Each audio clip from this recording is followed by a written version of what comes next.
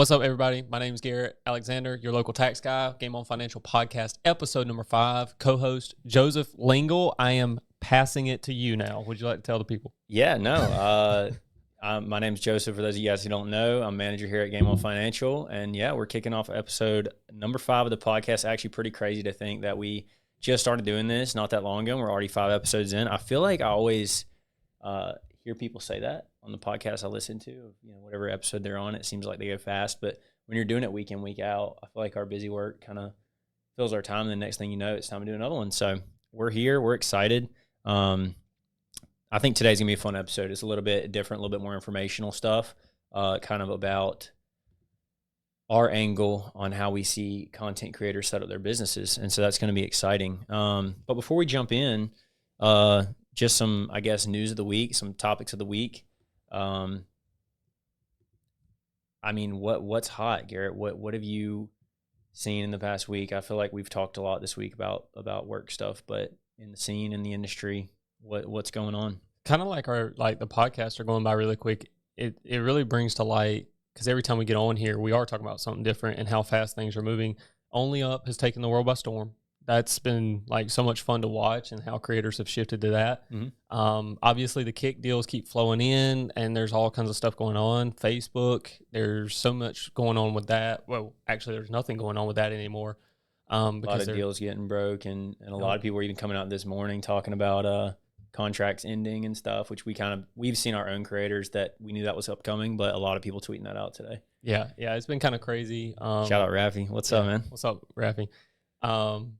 Yeah, I mean, it's just been wild, and it's crazy because now that we've done this 5 weeks in a row and we've made this habit and we get on here and we talk about these things, obviously with the business side of it mixed in, there's just so much changing, it's hard to keep up. And you and I were talking earlier about how we're not even, we're so involved with like the COD community and a couple like Apex, for example, Fortnite, and now Only Up, which, I mean, there's not like a whole Only Up community. It's kind of just taken off, but we're so involved with that. There are communities we haven't even like really gotten into and gotten to know and gotten the feel of the communities. And it's crazy because we constantly have updates already. Like I couldn't imagine being like Jake Lucky or somebody like that who has to update on the news every single, Yeah, and so we're not going to make a big part of this show about the news. I'm sure when big stuff's going on, we'll probably, we'll cover the big topics. So it's definitely not a news show, but at the same time, yeah, you're right. There's a ton going on. Yeah, I threw the Only Up in there because I've been seeing people rage on that all week long, trying to play it. I love it. It's actually such good content for these creators who, maybe do play FPS games or they play super competitive stuff. To see them on just games that are more just like slower and then like making them angry, like trying to play, it's great. I love the content and I've been enjoying watching those streams. So after the CDL, they truly switch. I mean, they're gamers at heart, but then like some of these CDL pros, they get on there and they're playing like Only Up and stuff like that, and it's so much fun to watch because like you said, it's casual, but they're like, yeah, you can see, for example, the competitiveness is hilarious to me. You can see it, and then when they're not good at something like that, you can just see it. It just burns them up. So I love it. It's cool. It's cool to see. But yeah, I mean, roster mania for Call of Duty's kicking off. Yeah, I mean, there's it hasn't been a crazy week, but still some stuff going on. How's your week been? Week's been good. Surprisingly busy. The content stuff. We're so busy working, like doing the actual taxes and whatnot, and we did such a good job during tax season. Not to brag on us, we put a lot of processes in place that really played out the way, probably better than expected, and that was great. But now we shifted to a point where we truly need to produce content, and it's bleeding into everything that I'm doing, and that's a good thing. Like I prefer it. I really enjoy it because I feel like we should be producing content if we're working with content creators. Sure. And this is a great step, doing the podcast and all this stuff. We're 5 episodes in, and it's starting to feel much more like it's just easier to set up. We kind of have the vibe, and we're just running with it now.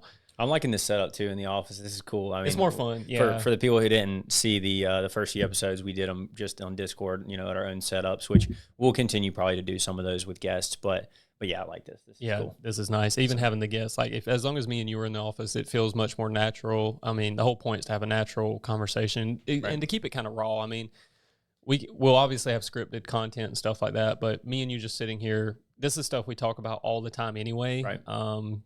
Like Omit GG and them dominating in challengers and stuff like that. Like we're already talking about that stuff. So being able to get on here and talk about it's a lot of fun. For sure. But yeah, I guess let's jump right in. We're also going to throw in. We usually do our Q&A section at the end of the episodes, but we're actually going to throw in some questions throughout this. So we'll pick those up kind of as we go along. But the main topic for today's podcast, Garrett, is going to be the content creator business model. And for people who, maybe like our parents who don't really even know what that means, that this episode is going to be kind of for them, but also I think content creators would find this episode helpful just to understand maybe they're getting into the space, they haven't done it that long. How are the successful people running their businesses and really creating content as a business, not just live streaming every day? How are they monetizing it?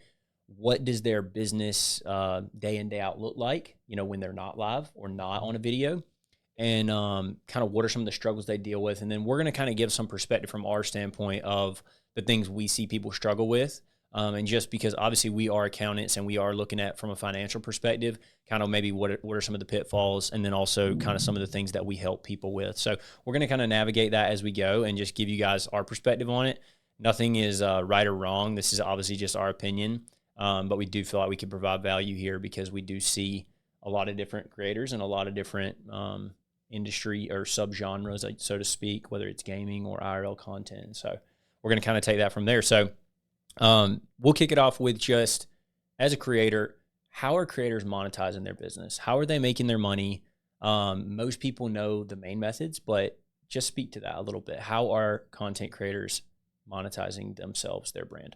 Yeah, at a base level, it's easy if you hop on and watch a content creator talk about it, they'll talk about, you have live streaming on Twitch, Kick, whatever. You have YouTube for maybe long form content, shorts. You see a lot of TikTok, and a lot of people, we talked about this the other day, how there are so many people that we just don't consider it because we're on all the platforms constantly looking at these things. But there are people who are only on TikTok. And so we have streamers who are... You're talking about consumers or actually creators, like too. Not creators themselves. Okay. Well, yeah, creators too, but mostly just like that, the audiences themselves, the communities and all that. There are people who, they don't have Instagram. They're not active on Instagram or Twitter or anything. They're on TikTok all the time, though. Right. And so we have creators who produce there. Sure. And so when it comes to monetization, we have a lot of creators who have kind of niched down into different aspects, and there's not one that's right, one that's better than the other necessarily. Mm-hmm. There are a lot of successful Twitch streamers, and most of their revenue comes from Twitch or Kick or wherever they're live wherever streaming. They stream, yeah. And then we have other creators who they don't stream at all, and they just make long form content on YouTube or short form content on YouTube, and they drive business maybe through Twitter or something like that. But when it comes to monetization, it's it can vary from place to place, but there are some tried and true methods at this point, and it almost feels redundant saying them because if you've been around the space long enough, you just pick up on this. Sure. I think our best creators are utilizing long form, short form content that is discoverable to push their audience to their live streams. Mm-hmm. And their live streams, where I think a lot of people get it wrong, is they're like, I'm going to go live and stream all day. That's actually not what you want to do. Right. You want to, the best creators, like you said, on the days that they're not streaming, they're probably editing or they're, working with an editor. So would you say that the live stream for the people who are kind of doing it right, so to speak, or successful at it, are live streaming almost to market their brand? Almost to market and build community. And that's where, their core group of people, it's almost like they are, in a lot of ways, the best people doing it are rewarding the diehard fans of theirs and their community for following their content, right? That's where you get, kind of like this podcast, that's where you're going to get the raw discussion and what they're doing from, minute to minute. Whereas the scripted videos they make are 10 minutes. Or entertainment perfected. Or whatever the content style they have is. Yeah. Yeah. And so if you take somebody like Amaranth, Amaranth doesn't need to stream by any means. She doesn't even really have long form content. She's produced even other forms of content, but that content alone would sustain her if she wanted that. But then she goes live to stream because that's the community and she likes interacting with those people. And that's driving people to her OnlyFans and to her other monetization platforms that she knows are really going to be the moneymaker. Yeah, and it's definitely, it's circular. So like it drives people to Twitch, and then Twitch drives people to her long form and stuff like that. And what you're saying is very true. And I think it's good for people to realize, because I think so many people, for the people who don't really know anything about the industry, they may not even understand how people monetize in general. But I think most people understand, Twitch subs, donations, and then YouTube ad revenue, these big, like you said, big ticket items. but the actual strategy behind it and what you're kind of saying of the live stream, them being live all day actually isn't advantageous, and diversifying some of these different platforms that we're talking about can actually be really, really good. And just to piggyback on that, I actually think that the most successful creators that we work with do all of it and diversify the best. And I actually just put out a tweet earlier today talking about this with some of the Facebook stuff, kind of going downhill, meaning they're cutting a lot of contracts, is those streamers that had a contract with Facebook that basically was exclusive to Facebook. They always streamed on Facebook. They post their short form on Facebook. They're kind of in a hole now, because now it's like they got to try to get their whole community who they're not really streaming to anymore, and their platform there over to something like Kick or Twitch or YouTube, which is really tough because all this whole time they've just been on one. And while those Facebook contracts were great and it was great to be dependent upon and grow that, it does put those people who were kind of all eggs in one basket in a tough spot. Yeah, it does. And Facebook is even somewhat niched down because, there are a lot of people, kind of like I was saying, you have the people whose core social media platform is all they know. And so people, they may not know what Twitch is, but they're on Facebook all the time and they see one of their creators go live, and they probably know what Twitch is, but they still don't get on Twitch or anything like that. They're just on Facebook. Sure. And now that program is ending, do those people convert to Twitch? Maybe not. They may not. 100% definitely won't. And that's the whole thing, is you're going to see some fall off. Yeah, there's going to be fall off. Now, the thing with this is, honestly, I don't feel sorry for anybody in the sense that the best creators are going to do fine. They're going to transition to, Kick, Twitch, YouTube, wherever they go, and they're going to do okay.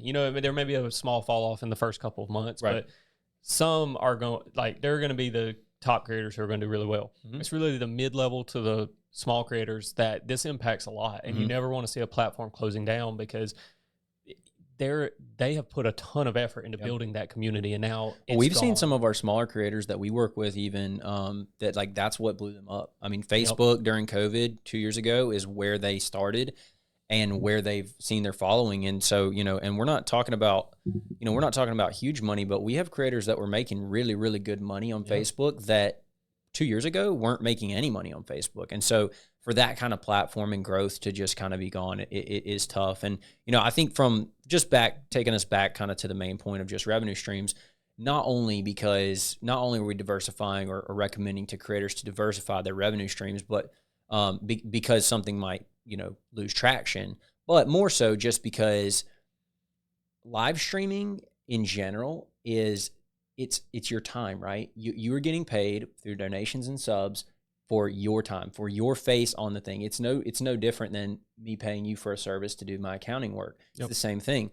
The problem with that is you have to be live. And so if you're not live, you are not making money. There's recurring subs, there's other things like that where even while you're not live, maybe, subs are recurring. However, you are making your money while you're live streaming. The whole goal here is to grow a large business, make a lot of money, create wealth. And as a lot of business people will tell you, you need to be able to make money while you're sleeping, right? You need to be able to make money while you're not working in order to create true wealth. And live streaming just isn't that. And so that's why I think making these other forms of content, you said at the beginning, some evergreen content that's discoverable, whether it's short form, long form, that it's out there, that people can find when you're not live, when you're not working. That's where you can truly start to gain true wealth. Yeah, absolutely. I mean, you've got to be working on that. I would say, I was listening to another podcast, and I hate to reference it again because I feel like I do every time, but Biggie has such a good grasp on this, and they were talking about it in the KitCast, and they were talking about actually streaming less time because it now creates some kind of scarcity to your content. Sure. And if you're only live for 3 hours and it's consistent. So if you go live schedule Monday, Wednesday, Friday, every day at 12:30 and you're only on till 3:30, people know where they can find you. They know it's only 3 hours.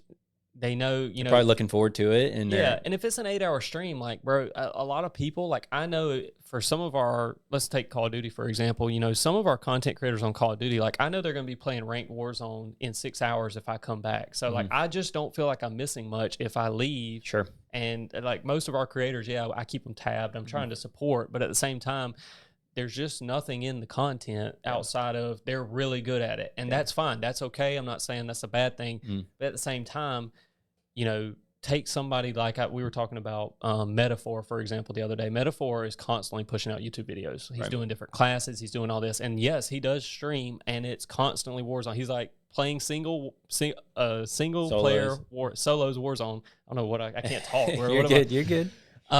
Playing solos Warzone. And that's like, if I go into a stream, that's all he's doing. And that's great. His core community is going to be there, and that's good. But he also pumps out the YouTube content with different classes and stuff. And which he's getting paid through AdSense while he's not working. Very that's the key. Yeah. And I think that, you know, I don't want anyone listening to this right now, especially if you are a content creator, to catch us wrong and say to not live stream. But I do think as of about between 5 and 10 years ago, when live streaming started getting more popular, it was just stream more. You're only going to grow if you stream more. You're only going to grow if you're live 24/7. And while yes, that can create a large following, you know, we've seen the big streamers like Kai and some of these streamers who stream really long hours. We've seen a huge growth there. That's not necessarily because they're just live all the time. It's because they're entertaining and they have a great personality for being on camera. And so diversification is huge. And we see with the content creator business model like we're talking about, we see, generally speaking, obviously this is just a general opinion, that the content creators who have diversified a little bit more, the income that they're having, come in, the revenue streams, they do better over time. Yeah. And one that we didn't really mention too big either is obviously sponsorships and brand deals, which, you know, yes, there may be brand deals that are tied to a certain amount of content being made, you know, a certain amount of videos or a certain amount of streamed hours. That could be the case. You're going to get those through exposure, right? Through how many eyes are on you. And that's not just going to come from how many people do you have? How many concurrent viewers do you have? And so a lot more brands are working with you based on your YouTube following or your TikTok following. We have creators that their business model is literally TikTok, and they get all their brand deals through making shorts on TikTok, making YouTube shorts. And so it can be super successful just by spreading out a little bit. Yeah. And I'll say in regard to the brand deals, those naturally, based on the economy and what's going on, those can fall off too. So you don't want to make everything just brand deals, right? Yep. So if you have, you know, to use your example, you have TikTok and you're bringing in not only, you know, ad revenue and stuff like that from TikTok, but you also have brand deals, and then maybe you also live stream and you're also doing all these other things. So if the brand deals kind of run dry, which is bound to happen at times, the biggest creators will not suffer from this. It'll be the mid to bottom tier creators. Yep. Brands will stop paying them first. You'll see all the cuts go there first. Yep. So if you're at that level, being able to produce the evergreen content, the shorts, the long form, and push that out, and I would argue it doesn't matter the platform. You know, TikTok, if you're doing IG, we talked about this before. You have a lot of, you know, fitness creators who all they do is post on IG. They don't use it really any other platform. Right. And TikTok's got maybe TikTok, but yeah. But yeah. And so to your point, just diversifying and constantly making sure that you have various forms of income. In this industry, it's a positive cycle or it's a negative. If you're only streaming all day and you can't figure out why you're not seeing growth, it's because you're only streaming all day and you're never going to see growth. Right. You know, literally, and that sounds harsh, but that's just the nature of it. You really won't. However, if you get in that positive cycle of you're posting this content and stuff like that, not only will you see growth, but you'll consistently see growth over a period. Like, it's not just you're going to grow once, you're going to blow up and you're done. You're going to, like, every year over year, you're going to grow more and more. And that content, you know, it is evergreen, right? You're not posting a short that's only up for, an hour. It's going to be there and people are going to be able to see it. You know, someone might see a short that you made on YouTube 6 months from now, and that brings them to your channel, and then they subscribe, and then maybe they do find your stream. And so those types of content are important. And I mean, again, I think we're talking pretty base level here. A lot of our larger creators are going to know exactly what we're talking about, and they're obviously implementing these strategies. But just from our perspective and working with them, I think we just want to make it kind of clear to the people who maybe don't know that this is how it's working, or maybe they are really stuck in one way of creating content and they're not seeing growth. We see this work a lot. So I'm going to ask you, how is this similar to, so if it's easy for us to say from the outside looking in, how is this similar to what we do with accounting? Because live streaming, producing content, all that stuff, it's a service-based business. You're providing a service, which is entertainment. We provide a service, which is tax returns, bookkeeping, all that stuff. How could producing content help us? And why would we choose to do it? Because a lot of content creators who are live streaming, they're probably wondering, like, is producing content on YouTube really going to help me? Is that really going to drive traffic? do you think it'll drive traffic for our business?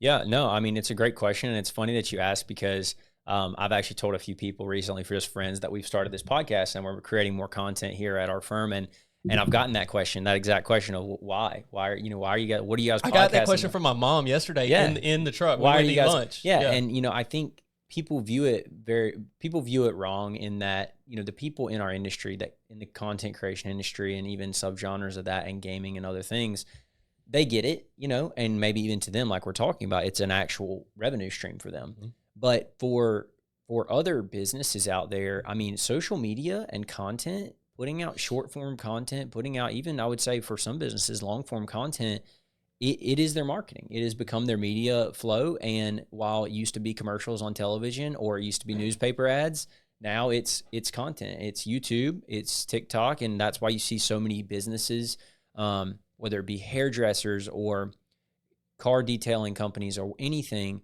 they have TikToks, right? And they're posting it and they have the link to their website in there. And so for us, it's the same thing. Is one, we're in this industry, right? We want to be making content because we're in this industry. We love it. We love the creators we work with. We want to be putting our name out there and talking because we're interested, but also because this is how people will be able to find us. And yes, I do think it will benefit us not only from the standpoint, from maybe a monetary standpoint, but just exposure, right? We want to help the most people that we can from the accounting perspective, from the service we can provide.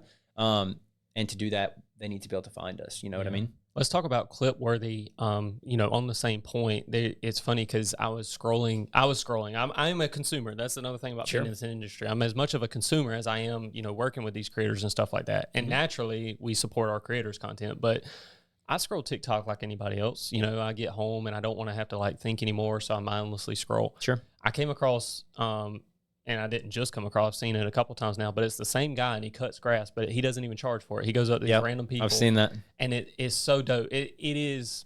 For those of you who haven't seen what he's talking about, there's a lawn mowing company, and this guy, I think it was a few years back, he filmed a video where he just asked somebody if he could cut their yard for free, and it blew up. It got crazy amount of views, millions and millions of views, because it was super overgrown yard, so it really needed to be cut, which is kind of satisfying to watch anyway. Satisfying. That's the thing, that's what caught me. But then also, you get the satisfaction and the feel good of he helped somebody out. And this guy basically realized that he can create his entire business model out of not having to charge anyone for a $50 yard cut or $100 to detail their yard up, but he just gets ad revenue by filming himself. And so he just goes around in these neighborhoods that, maybe they don't have to cut their yard, they don't have the money, or they don't have the equipment or the time or whatever, and he just asks them. And so that's what you're talking about. It's awesome. Yeah, that's exactly what I'm talking about. And when you think about it, he offered the service one time for free, and did it cost him anything?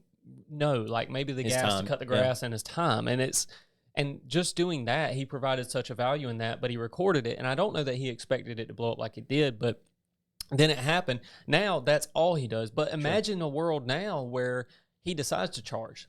He's now literally the foremost expert because he has a portfolio of videos of him cleaning up yards, and he obviously does great work because people love it. Yeah. Imagine if some company has I don't know, a couple acres that need to be cut down, and they just let it go for so long, right? And they contact him. He could charge whatever rate he wants because he's that guy, and it's proven. And so that, relating back to us, but also relating back to content creators trying to get brand deals. If you branch out and start doing this stuff, when a brand comes to you, or if you approach a brand, because a lot of times it could be us going to people we want to work with, right? Yeah, sure. And if we're known as the expert in the field based on the content we've produced, not just the work we've done, that does help, of course, but also the content, it's almost undeniable. And when we name our price, just like the lawnmower guy, or when a content creator names their price for a brand deal, you astronomically increase the price you can charge for your work because it's proven that you do a good job. Well, it's what we always talk about with leverage, right? Leverage is only recognized you only have leverage if the other person recognizes it. And in this case, what you're saying is you're the one that creates leverage for yourself when you have created the value, and the brand at that point is then what do I have to pay you to get you to do an ad? And same thing with us. It's, and so I think that's where it can be super valuable. And I think that's where a lot of these creators maybe are underselling their value in that if they are super passionate about something, their following is going to buy that thing, right? They're going to be able to do an ad and create customer value for a lot of businesses. and maybe they're just not getting out there enough. They're just not putting their face out there enough. So yeah, I mean, I think we can probably put a cap on the revenue part of this, but it is very interesting to see that so many different creators in so many different subgenres of content have monetized in so different ways. You know, we have some that do just one, we have some that do all the different revenue streams. And it's just really cool to see. Yeah. But let's move on a little bit because we do have a couple other points we want to make here. So we're not going to dive into deductions probably on this podcast because we could sit here all day long and we'll probably get people in the chat start going crazy with questions. Yeah. But if you have questions, please put them in chat because that'll give us Q&As. Definitely. If not, if we can't get to them this one, we'll definitely get to them on next one. Definitely. So, but what I do want to talk about is some of the mistakes that we see creators making in their business model, because we've talked a little about revenue streams, and in a minute, we're going to talk a little bit about actually how the business itself works and, you know, margins and stuff like that. But what are some of the mistakes that you see creators making just day in, day out with some of the creators that we work with that maybe they could do better, or maybe things we're having to advise them on? Yeah, I think a lot of creators, one, and we kind of hinted at this, is they go live and they have no plan of action on how to get this into a long form, short form type content. They're just going live. Yeah, no schedule, no nothing. They don't have it planned out. Sure. And just by, you know, implementing a schedule and saying, okay, I'm going to be live from this time, but I'm going to dedicate an hour or 2 hours to take the content I got from being live. The same thing we're doing right now. Mm-hmm. You know, the whole goal of this is, yes, we want to live stream so that we can answer questions as they come up, but hopefully we can take clips from this, things that we talk about, reuse the content and provide value to other people. And reuse the content. Exactly. And, you know, having a schedule, we've said that we're going to do this, you know, every Thursday around lunchtime. We could probably be better at that, but that's the thing we're figuring out as we go. Right. So we're giving ourselves a little grace there, but sure, implementing that schedule and taking that schedule. And now, like, I think people oftentimes view that as a prison, when in fact that is so freeing. Like, if you have a schedule laid out and you know what you're going to work on, and you can dedicate like the actual time that you're sitting there, instead of, you know, oh, I'll pull out my phone because I'm going to be doing this all day, and now all day has gone by and you haven't done anything. Right. That's miserable. Well, you've essentially pre-managed your time because you've said, okay, I'm going to do this at, you know, every Monday, Wednesday, Friday, I'm going to be live from 3 to 8 or whatever it may be. So yeah, absolutely. Yeah, I can totally agree with that one. We definitely see a lot of creators that have no schedule at all or plan for their content. I'd say that doesn't make you, like, that's not right, wrong, indifferent. No. It's not like immoral to do that. But if you're trying to grow your business from A to B, and we should always, you know, lead with this, is like, we're assuming you're trying to grow your business, and not if you're the person who is asking yourself, you know, deep down, why am I not growing on whatever platform it is? It doesn't even matter. Even if it is just long form, you know, why am I not seeing growth? That is, a schedule is something you can implement, and like, because uploading on YouTube consistently is a big thing. Like, if I know every day you're going to post, or not every day, every week you're going to post a video Monday at 10:30, I am much more likely to go and wait for that video to release to watch it.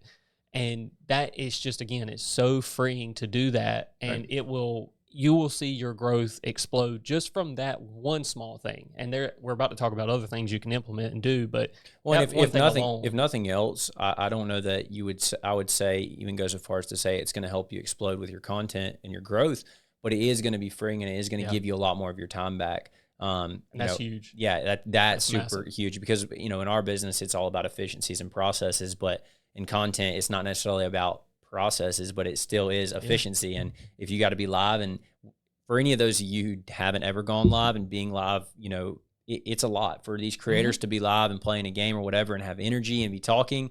It's not as easy as people think. And so to be able to plan that out, I think is a good one. And we definitely see a lot of creators struggle with that. I'd say one for me is seeing creators with their business really just outsource things and delegate things to contractors, right? Yeah. We have creators, I kid you not, we have creators making multiple hundreds of thousands of dollars from their content with hardly any help. They're doing it all themselves, which we're going to talk about in a minute, how this differs from some business models, from some traditional business models. It's incredible that they can do that because they're monetizing themselves, and that's awesome. However, it takes a lot of their time. And I think that those creators probably would tell you they wish they had some help. And I think it's truly a mistake when they're actually setting up how their business works, because it's so dependent on them and maybe an editing style that they have, or maybe again, live streaming, it's dependent on them being live on camera. It's all dependent on that one creator versus being able to film video and outsource that for editing, or go live for a little while, have somebody rip that and then repost it on YouTube or make shorts out of it. And, the successful creators we see have a model where there's a team around them, and it truly is more of a media company than anything. So that's one that I see for sure. Yeah, I mean, imagine a world where just like, again, with our business, and the reason I relate everything back to our business is because I would never tell somebody to do something that I wouldn't also be willing to do. Right. And in our business, we've set it up so that if you're sick this week, that's fine. Like I hate that you're sick, but the work's not going to miss a beat. We're good. And, if a creator gets sick and they're the ones doing literally everything, and it's small things like that you don't consider in content creation. I saw Doug Dagnabbit posted this morning about the AC in his office being out, and then he's going on vacation with his wife. He posted both of those things on Twitter, and he said, so likely won't be live for the next week or so. And that's fine. Take time away. That's great for him. Mm-hmm. But does that hurt your business at all? And if it does, maybe we need to set up something. Some restructuring. It could be an editor. It could be any, however you delegate the things. Because ultimately, I can't delegate everything. I have a job to do when I get here. You do too. Yep. But you need, building that team around you that can really help with these things to ensure that your business doesn't miss a beat, or at least not a big one. Right.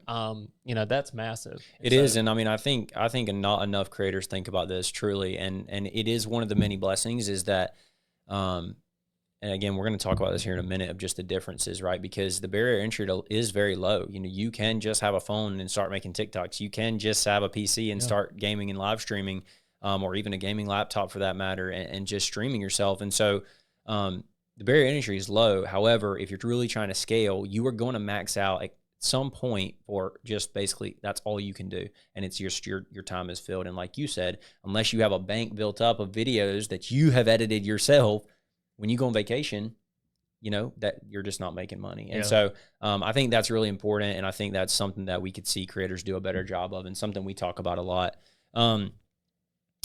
One that's big that people probably could guess with a lot of the younger creators is just saving money and planning for their futures, for taxes. One thing that obviously we do is taxes, obviously. And people don't save for their taxes. This is news to me. They come up with the money, I reckon, but they are very shocked when we tell them how much they owe. It's the first year. Yeah. After we've been planning with them, usually it's much better. But that first year they come to us and we do the return and everything. Right. Pretty shocking. Yeah. Which this is a good time for one of our questions today. What is the most amount of tax you've ever had we'll do client in general. Most amount of tax. Ever since you've been in accounting. Yeah. And then we'll also do content creators specifically. Are you... That is a good question. Are we referring to the tax on the return that is owed and like they've paid in estimates all year and just the number itself, the tax number was big? Or are you talking about what they have to cut a check for? The check for, okay. That's what I figured you meant. Like, I wanted how much tax due right now? How much tax due right now? I saw a person, so this is interesting because it was my first year at my Not firm. a content creator. Not a content creator, yeah. No, completely unrelated. And obviously we're not going to give names or anything. But this person, I was in the room and I'm brand new. Like I had interned the previous tax season with another firm, but this was my first, I'm going to say big boy job. Like I was like brand new to accounting. I wasn't a CPA yet and I'm fresh at the firm. And I'm like 2 weeks into tax season. This guy comes in and is meeting with a partner and the partner just so nonchalantly says, and the final total is 15 million. And the doctor just said, that's it, and just wrote a check, 15 mil right then, slid it over, and said, you'll send this out, right? And the partner was like, yeah, we had like the pre-packaged envelope stuff and all that. So he just slid the check over and was like, wow, that was it. And so nonchalantly, like just didn't even bat an eye. And your jaw was on the floor. And I've been there for 2 weeks, and I had interned at another firm. I'd seen, obviously we see money. I mean, you can't avoid it in the industry we're in. But I hadn't been in a meeting and seen it like that. And I'm sitting there thinking like, man, the partner had told me before the meeting, like how much was owed. And I'm thinking this guy's going to be pissed. And he was like, yeah, that's fine. What happened was he sold his practice and he knew it was coming. Yeah. And so that's the thing, is they had a plan already in place, and he knew it was coming, so it wasn't a big deal. But I didn't know any of that. So when I'm in there, I'm like, this guy's gonna be pissed. What you say is a good point to piggyback off of that too. Is they knew it was coming. That truly is what our business is structured around as an accounting firm with creators. That's all we want, right? We're not ever going to be able to just delete tax, right? We're not ever going to be able to just out of thin air find deductions that don't exist and remove tax. But what we can do is let creators know that it's upcoming, generally what it's going to probably be, and help them get paid in early, as you just mentioned. And that's something that surprisingly people feel a lot better when they just can expect something's coming, because no one likes getting hit with, hey, you owe multiple hundreds of thousands of dollars, or even for a small creator, maybe a few $1,000s, unnoticed. And so, but that's a good point. But yeah, that's an interesting question, because I know, like you said, we do see some crazy things. What's yours? No, nothing near that, probably in the hundreds of thousands. Yeah. And we've actually had some creators that have owed in that range, surprisingly. Yeah, we have. I'm trying to think. I mean, because so for those who don't know, Joseph and I worked at another larger firm previously, and I'm trying to think who you would have seen. Yeah. Obviously, again, not giving names, but naturally I know kind of from your progression and where you started and where who you were working on. Yeah, because you probably saw some big, or you worked on some big ones that maybe you weren't in the room when I saw the final. Yeah. But yeah, it is sometimes it's interesting. I will say, now that you're a partner and you have to call these clients and tell them, that's probably one of the worst things about our job is you talk to them all year long and you have great conversations and all this, and then you have to tell them, and you owe $150K. Like they're not usually happy about that. The worst feeling ever, and this is how, like, what we try to do here, J-Man, you can clip this. What we're trying to do here, we are trying to avoid this exact situation where a client comes to us and says, I owe what? We don't want that. And that's why a lot of times I will try to stay away from just a tax return. Right. Because if we just do a tax return for a client, all we're going to do is get that question. We are begging the client to ask us, like, wait, I owe how much? And they're going to be surprised. And who's going to not understand? And even though it was completely on them to do the planning and everything, are they going to do it? No. And who is attached to the statement? Us. And so we're going to take the hit for it. And so what we do to avoid that, not in a malicious way, is because obviously we do charge for it. And it may seem like, oh, you're just trying to, drive more revenue for you guys. It's like, well, that was always the goal. But the main goal is to avoid that question, because that question puts resentment in the client's eyes, right? They think like, these guys don't know what they're doing. What is happening? I've never owed this much before. How many times I've heard it? A lot. And it's because we didn't adequately do planning beforehand. And the client may not have asked for it, but the client oftentimes doesn't know what to ask for. Doesn't know what they need. And that circles back to where we started with this conversation, which is some of the mistakes we see creators making of not saving for taxes. Some of the hard conversations we have to have isn't actually when we prepare the return and the return is done and we're telling them that you owe whatever. It's actually maybe on those initial consultations we have where we tell them, hey, look, if the amount of revenue you made is X whatever amount, hundreds of thousands, you're going to owe a lot of tax here. And that's sometimes a hard thing to talk about because maybe they didn't save, or maybe they're really worried about what that bill is going to be. So we really do enjoy being able to do planning with clients. And it's a big part of what we do here is sitting down and doing planning and talking about what the future looks like. And, maybe we are getting people caught up from prior years, but also planning for the future. Our best relationships are the clients we talk to at least once a quarter. And yes, we hop on monthly calls pretty consistently. And I know that, obviously you're doing a lot of that, and I'm trying to hop in where I can. But that is so critical, because those clients that we're working with, people forgive mistakes, but they're not going to forgive if we get to the end of the year and they get hit with a number and they're like, what? I thought you guys were handling this. Why didn't you tell me? That is like a death blow to us. And so we have to stay on top of it. And so even if that means in the beginning selling additional services, we're doing it because we know we know when we get to tax season exactly what you're going to say. And we're trying to avoid that, because while we don't like getting the question from you, we also realize you don't like, I say you, like I'm talking to whoever the client is. We know that the person doesn't like feeling that way, because everybody's terrified of taxes. And a lot of people have had some horror stories working with accountants that did that, because the industry can be that way. The accounting industry can be very much so. You talk one time a year when you get your return done, and that's it. And you don't talk to your accountant again. That's how every firm is structured. And they do that intentionally, because every time they talk to you, it's their time and it's their time and that. it's really tight. We're not going to go down that road. That's how traditional firms are set up. We're not going to talk about that right now because that is a whole. That's boring accounting stuff. That's boring. You guys don't care. If you haven't already clicked off the video, hopefully, but yeah, I will say some of the mistakes that we see creators making, just like we talked through. I mean, planning is a big one of them. Planning for taxes. Honestly, just knowing what their business's revenue is, knowing how much they're making. I think that's something we do help with a lot too. Is just giving them financials to where they see, man, okay, it's June, right? We're about to be in July. How much have I made the first 6 months of the year? And that can be really eye-opening for people because maybe they are just live streaming and they say, man, I'm working so hard and I'm making less than I was last year. How can we maybe talk about how to fix this? So those are some of the mistakes we see. Garrett, I want to transition us a little bit to kind of the last segment we're going to do. And that is for the people watching this who maybe are creators and maybe don't really understand, or maybe from the people who aren't in the industry and they're trying to understand the content creation industry, how does the content creation business model differ from more traditional businesses, right? Whether it be construction or in any other industry, how does it differ? Yeah, so to start off, you have two types of businesses. You either sell a product or you sell a service, and content creation is going to be service. Now, I understand content creators have merch and all that, but we're gonna put that to exclude the side. Exclude that because that's generally not the main line. That's just a byproduct. So put that aside. With a service, how it differs from something like us is if you're providing if you're creating content, right? And if we're keeping this truly service-based, if you're creating content and all that, going back to the evergreen stuff, you can put it on there and it just keeps producing money.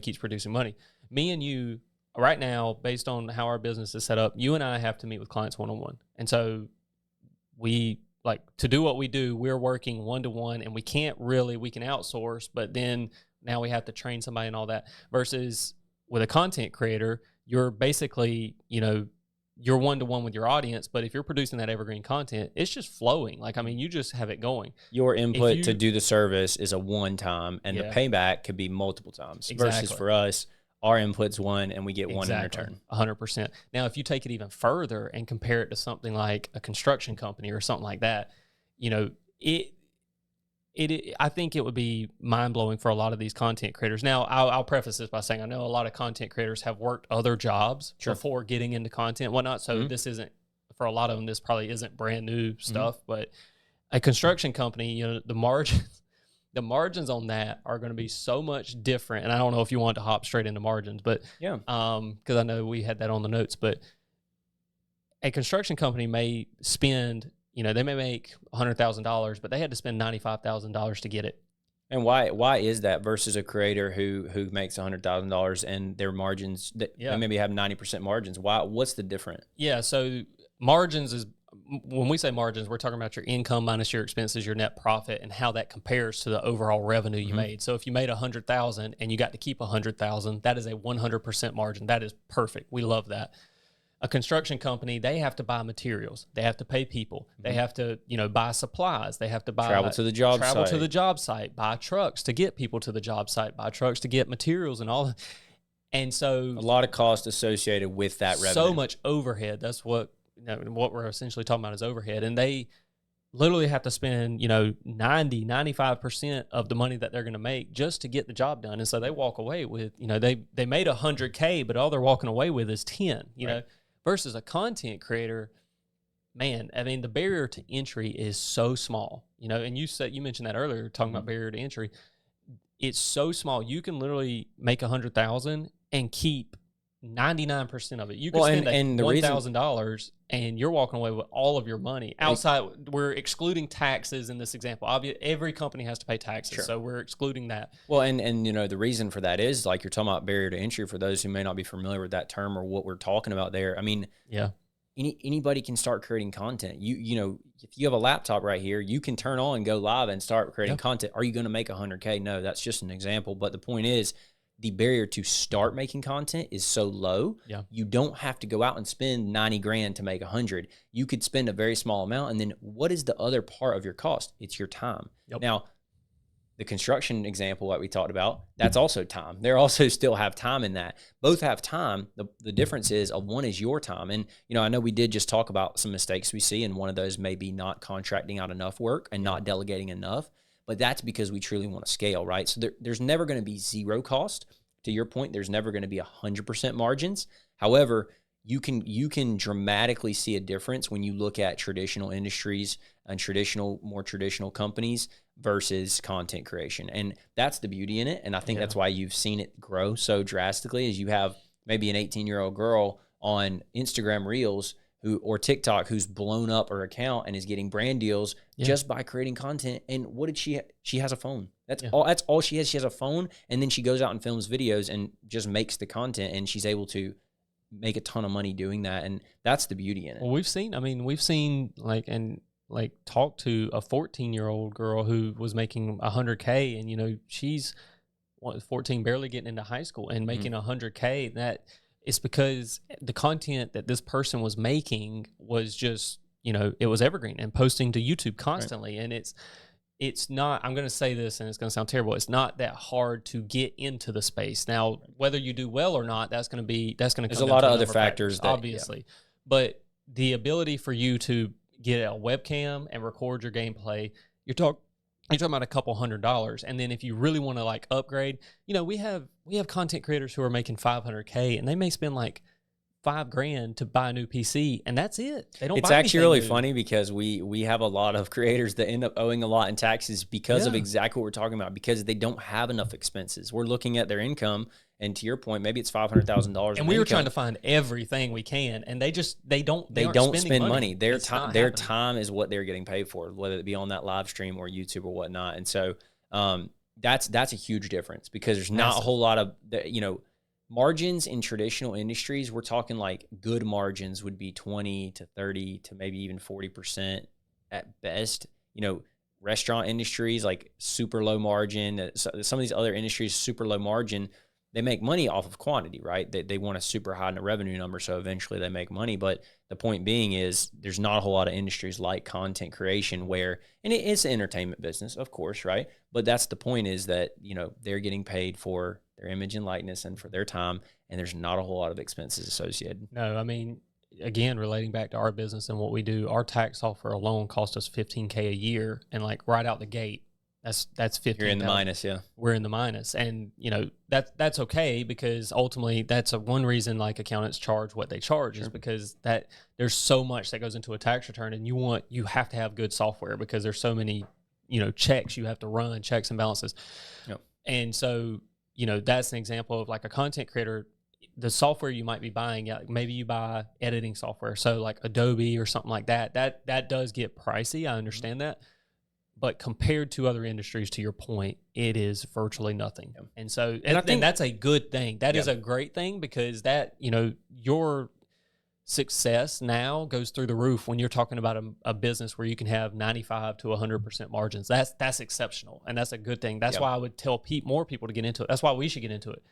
Everything that we're doing, all we have to do is just record ourselves doing it. Right. The same conversations we're always having, we have no excuse not to, because even if it doesn't pop off, it's not going to cost us that much extra to do it. You're talking about a camera and some microphones, and these are relatively cheap given the fact that we can both hop on here and just talk about what we do. Right. And I think that just to circle back, one last point as far as just expenses and the margin conversation is, I think this could even be tied back into the mistakes we see creators make with their business model, is they're actually not spending enough on their business. And I don't mean that in that they should just spend all the money they make and reduce margin, but they could outsource to an editor. They could spend $5,000. We could even say $5,000 a month, right? Which would be $60,000 over the year. They could spend $5,000 a month on an editor that would buy them another $30,000 a month in revenue, because it would save so much of their time. And now, obviously, these are just example numbers. I'm not saying you invest and you get 6 times ROI on that, or spend $5,000. Like, I mean, you can find editors on Fiverr for much cheaper. Oh, of course, yeah. It doesn't have to be $5,000. It's just a number. But the point being is, we see creators that have kind of sort of maxed out their revenue based on what they can do with their time, and they really could benefit by expensing more stuff. Or maybe they do need another angle for their camera angle. Go buy the camera. You have the money, you have the margins. You're not going to break the bank by spending a few $1,000s, because you've only spent a few $1,000s year to date. So it's something we see that's both a blessing and a curse. And I think that it's just something that's good to educate those of you who are interested on it. One other thing that's really interesting that I would say is a big difference in just traditional businesses, industries towards content is it's a lot younger crowd. You know, you don't see, you know, you're just turned 30 last week. I'm 27. You don't see a whole lot of really businesses like ours starting much younger than that. A lot of business owners, I would say, in our industry, not accounting firms for sure. You don't. I mean, you see some business owners that are 30 years old for sure, but not really 20 years old, you know, and why is that? It's because of that barrier to entry again, right? Certification, school, all these other things. To create content, you can be 18 years old. You can be 16 years old, to your point, 14 years old, and start creating content. And so you do see a lot of younger business owners, truly business owners that are creating content. Yeah, and when you're doing that, the things that you're not ready for, those are the things to outsource. Legal, accounting, perhaps a financial planner of some sort. Maybe you don't know how to edit. Definitely. That's perfect. Maybe you don't. Maybe, and that's something, while you can buy yourself time to learn how to edit, why you shouldn't buy yourself time to learn how to do accounting. Like, yes, your business needs it, but that is something outsourceable. That's definitely not a word. I got to throw in a big word for Jamarian every single time, but something you can outsource. You're an idiot. Outsourceable. Something you can outsource that, you know, honestly, you need to. Like, nobody's like, I don't know if a creator who's like, you know what I really want to get good at? Taxes. Like, and it's true. It's truly something we see a lot, man. I mean, even with other industries, some clients that they start businesses, they have no clue how to do accounting work. They come to us, and maybe they've been in business for 5, sometimes even 10 years, and they have no books, no financials. They don't know they're losing money because here's the thing. They didn't get into that business to learn accounting. No. And so that's the point Garrett's making right now is you should be outsourcing these things, and just it's part of doing business, right? It's the cost of doing business is to outsource it. So. Yeah, absolutely. And I mean, it's just when you get to that point, I just wanted to harp on this. You mentioned it earlier, like you get to a point where you have maxed out your time. Yeah. When you hit that point, it's better to already have that team in place. And I'm not talking about the accounting team, but like an editor and stuff like that. You want to already have that done before you hit max capacity, because then once you're at max capacity, you feel like you can't.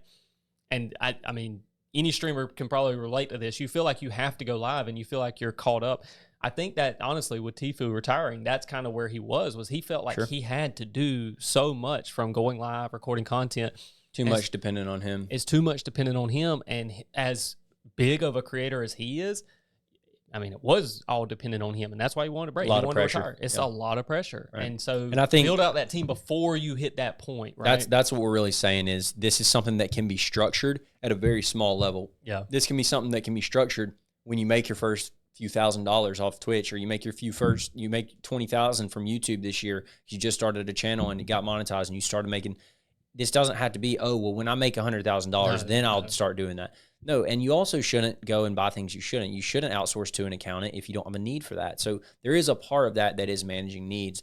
We're just saying what we see as differences from traditional businesses that maybe seem more of like obvious things to do versus content creators who maybe are young, maybe they're 20, 25 years old, and they don't really understand.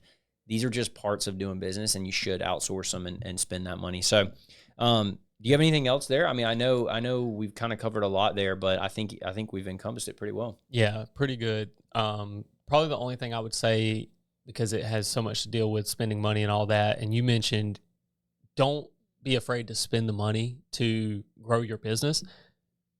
Don't spend money just to save on taxes, right? If you're spending money, spend it to grow the business, and taxes are an afterthought. Now, if you naturally, we talked about planning and stuff like that. You definitely want to be considering taxes as you go. And if you get a tax benefit from something, that is great, but don't go and buy something just for a tax break. What's the number one we hear? Can I go buy this car and deduct it and that'll write off and I'll save taxes because of this? Or it's, I bought this car at the end of the year, so I would get the tax write off. And it's like, brother, we don't even know that you're going to get the tax. That's something we should have talked about. But you shouldn't be buying things just to get a tax write-off. There's no 100% tax bracket, and what that means is, if you spent $1,000, maybe the most at the highest tax rate, you're saving. Let's say you save $370 on taxes. It's like, yeah, but you still spent $1,000. You still lost if you were doing it strictly for that. If you're doing it strictly to Garrett's point, if you needed something that ended up being a write-off, then we can talk about that. If you need the camera, go get the camera. And yeah, if you do it before December 31st and you get the write-off for your taxes because you bought the camera for business, that's great. But don't go buy the camera just for the write-off, and now you have an extra camera that you don't need, you don't use. That money could have been deployed somewhere else for an editor or something else in a much better fashion to better help your business grow. And that's why, I mean, that's another, again, we could harp on this. That's probably something that needs to be reiterated a lot because people get so dialed in, tax deduction.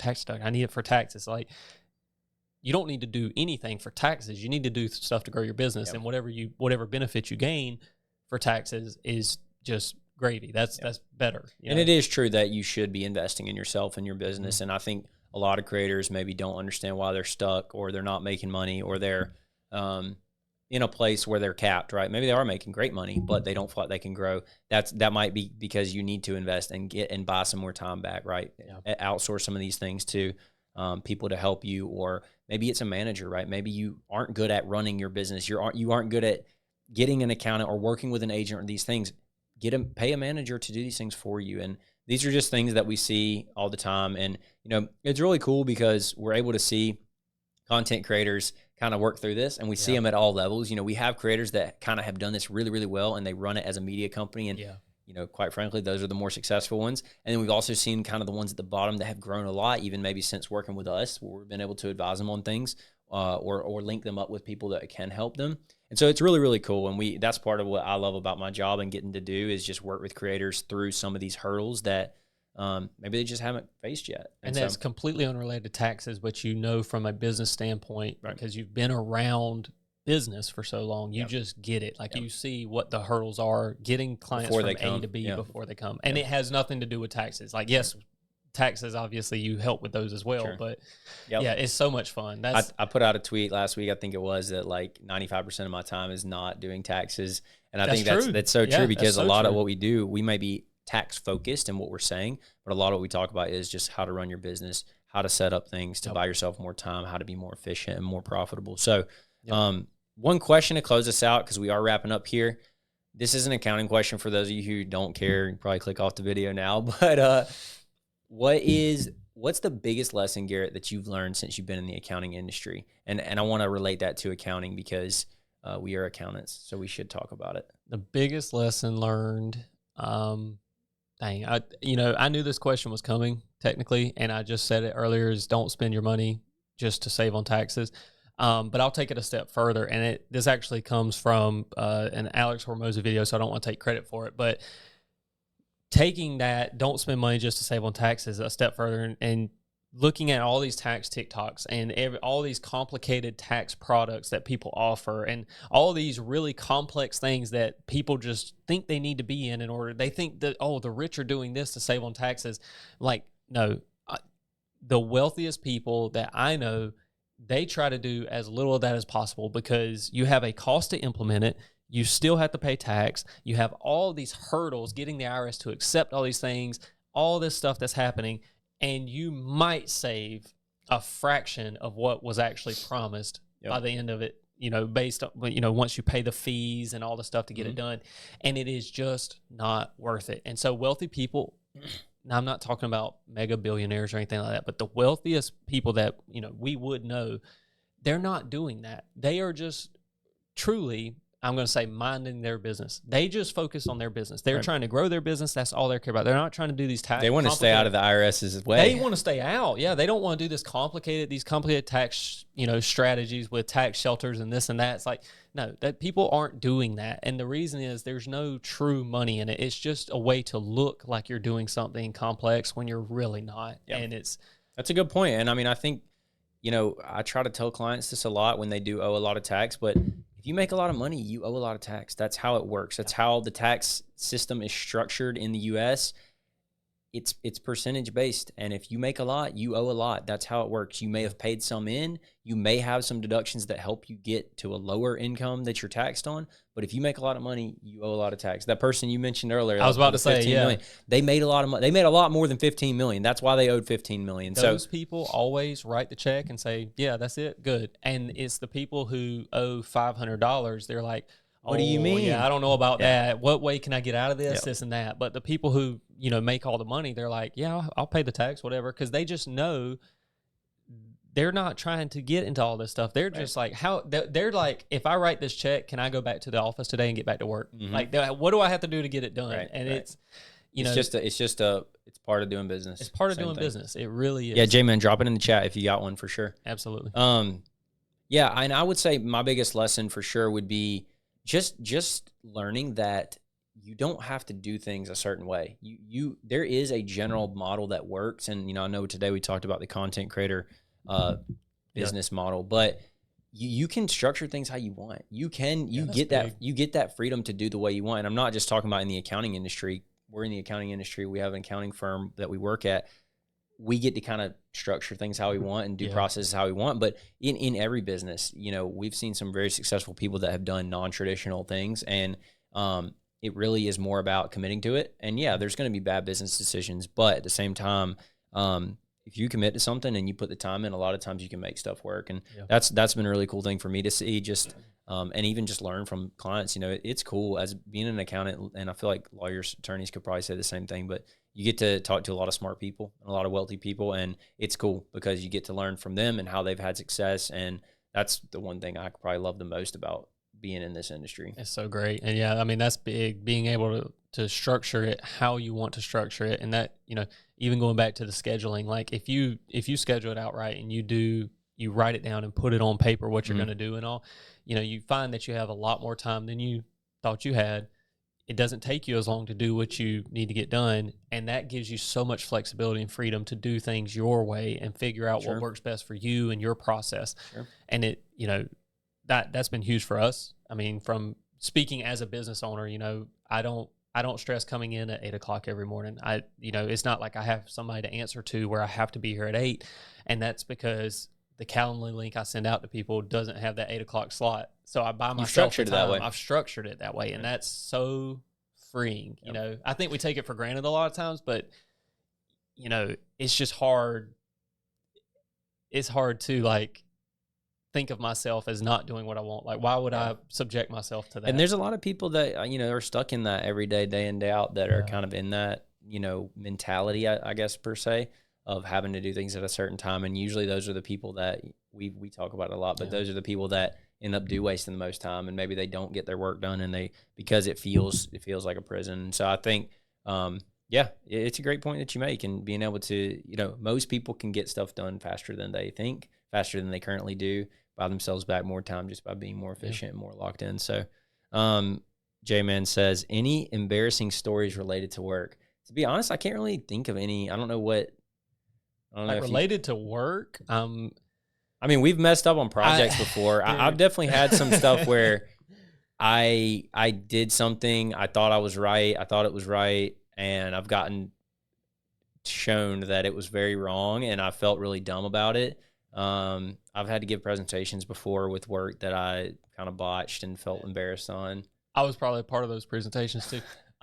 Dude, all right, so I have one, and this is actually really funny. And I haven't thought about this in a long time. We had a partner at our other firm. Again, we cannot give names, so I'm not going to give names or anything. You would know exactly who I'm talking about. And we had a meeting coming up, right? And the meeting's at 10 and at 10 a.m., whatever. And the dress code there was much more, it wasn't formal, super strict, but it was definitely formal. So I have white button down collared shirt. And you don't require me to wear that. I'm wearing my Game On Financial t-shirt. I mean, so. You said I look like I'm going golfing today. It's because I had to move all this crap around, dude.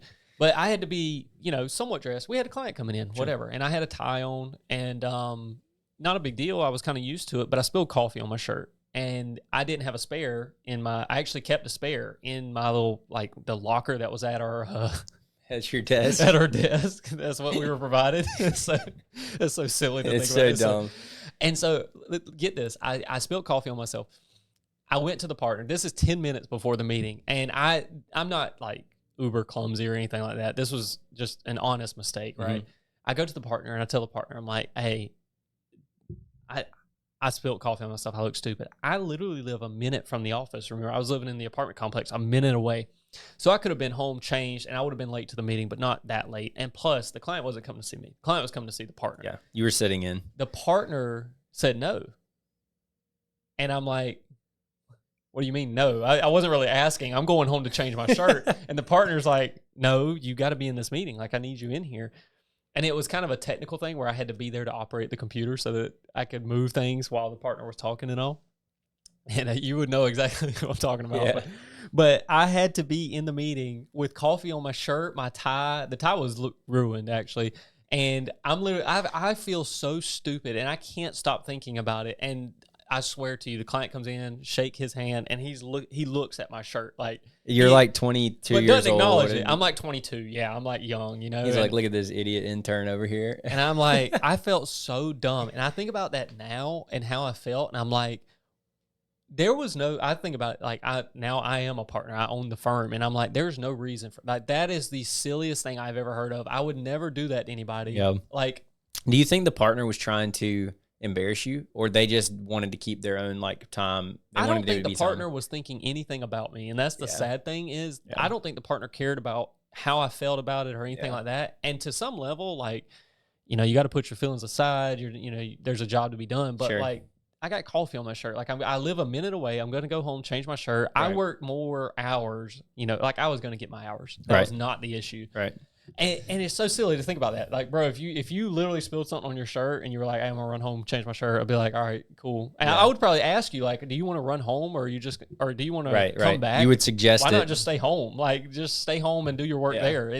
There's definitely that's funny because there's definitely a stigma about like corporate structure, corporate business structure, and like corporate America about how things are cutthroat and, you got to be super on time and wearing this and that. And like, that proves it kind of that it actually is kind of like that depending where you are. And not that firm that we were at was super like that, but definitely falls into that category. And like now we're doing the same work for people we like in this industry of content. And like, we can wear a t-shirt and we can hop on a call looking like this because it's not about us. It's not about how we look. It's about how we do the job and get it done. Yeah. That's what clients care about. They just want to know the job's going to get done. They want to know that they're going to be taken care of. And there's obviously a certain level of professionalism that we keep and we want to keep. And, we don't want to come across as like we don't care or we don't take this seriously because we definitely do. But there's certain things that matter and certain things that don't, for sure. The embarrassing part of that story is how I feel today thinking back to it. I should have just walked out. Like, I don't know why. Like I said, I wasn't. You think I would have fired you? It might have. There's no way. Like, that's the thing is like when you get in one of those firms and you're producing and all that, like if you're a producer, which we were back at the firm, I mean, they're not getting rid of us, you know, and I don't know. I feel so dumb thinking back to it. Like, I was young and naive and I was like, okay, I guess I'll stay. Yeah. And now I think back, I'm like, what an idiot. Like, grow a pair and walk out, like grow a spine. And that's probably my embarrassing story. I spilled coffee on myself and the partner made me stay through a meeting with a client and I looked really stupid. You don't have any embarrassing story. You have nothing. You have something. You'll think about it. We'll have to come back on next podcast because I know there's something there. I don't feel like I don't know. I really don't. But that's you though. You just come in, you get the job done, you leave, and that's not what I meant. That's not what I meant by not having one. But no, appreciate the question, Jay, man. Yeah, that's a good question. That. He said he's too perfect. That is not what I was coming from. Man. Just can't think off the top. Joseph never made a mistake. He did nothing embarrassing. Come on, bro. But yeah, no, we appreciate everybody tuning in the chat. Obviously, for those of you guys watching this on YouTube, we appreciate you. If you've stayed this long, drop a comment. Tell us you stayed this long. Like, subscribe. Like, subscribe, notification bell. Hit the bell notification. Yeah. We're really trying to stay consistent on these and get these out every single week. Last week we did not live stream it because we're getting this set up. Hopefully you guys can go see that episode because we are going to be shooting from here a lot more often, which is really cool. We'll be uploading shorts, so you'll see shorts, you'll see clips from the podcast. If you tuned out and you had to tune back in and maybe you didn't catch everything, you want to catch the shorts or any long form content, anything like that, we're going to post consistently to YouTube, including the podcast. So you can go there to find everything. We're also going to be on TikTok. And if you have any questions that you want to DM us about, both Joseph and I are on Twitter. We're both pretty active, so you can find us there. We also have a Game On Financial account. You can DM that account. All the links will be in the description for that stuff. Yep. And hit us up. We'd love to answer questions. We'll be reading all the comments. So appreciate you guys.